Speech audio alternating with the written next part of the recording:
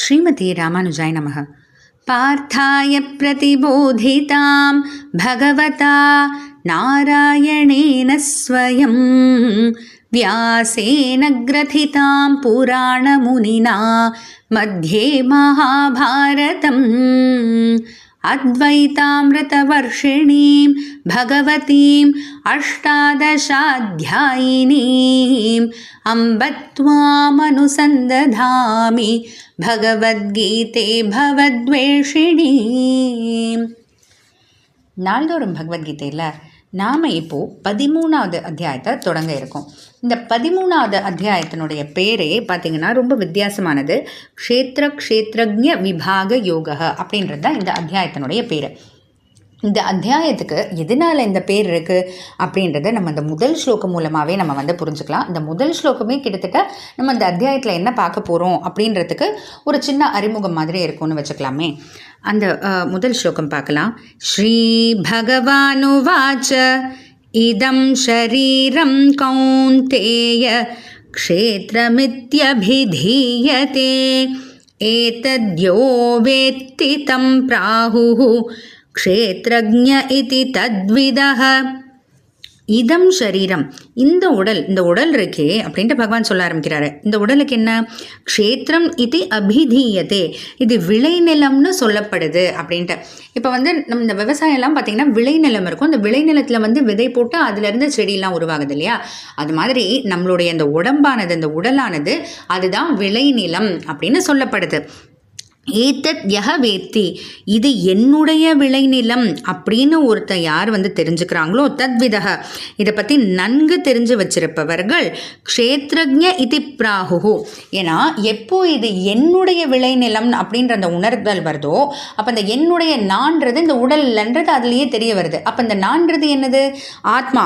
அப்போது இது என்னுடைய விளைநிலம்னு அதை புரிஞ்சுக்கிட்டு நல்லா இதை பற்றி தெரிஞ்சு வச்சுருப்பவங்க என்ன சொல்லுவாங்களாம்?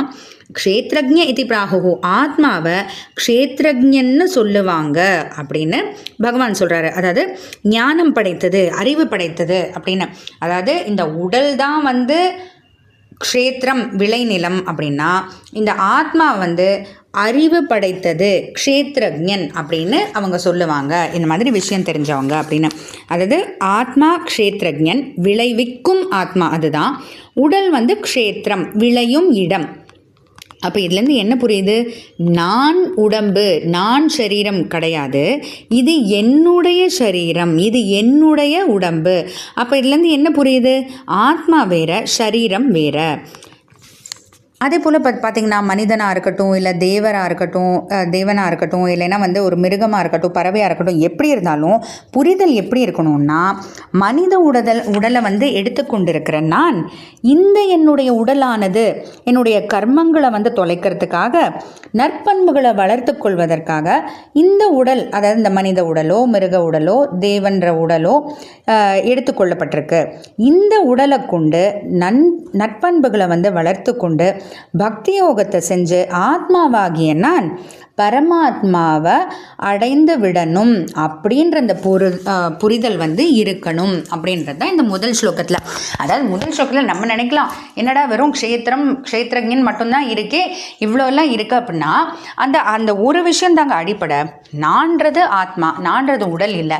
உடல் வேற, ஆத்மா வேற.